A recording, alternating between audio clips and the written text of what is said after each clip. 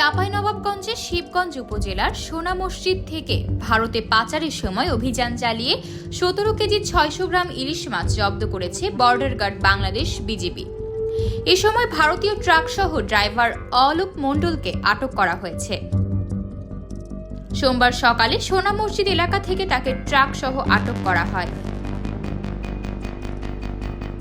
BGB ব্যাটালিয়নের অধিনায়ক lieutenant colonel গোলাম কিবরিয়ার পরিকল্পনা ও নির্দেশনায় সোনা মসজিদ আইসিপিতে কর্মরত বিজিবি সদস্য কর্তৃক অধিক সতর্কতার সাথে বাংলাদেশ হতে ভারতে গমনকৃত খালি ট্রাকসমূহ তল্লাশির কার্যক্রম পরিচালনা করে।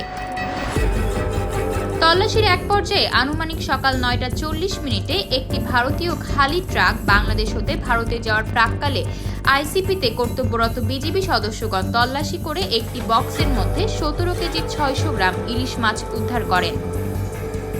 আটককৃত ইলিশ মাছের মূল্য আনুমানিক 30,000 টাকা।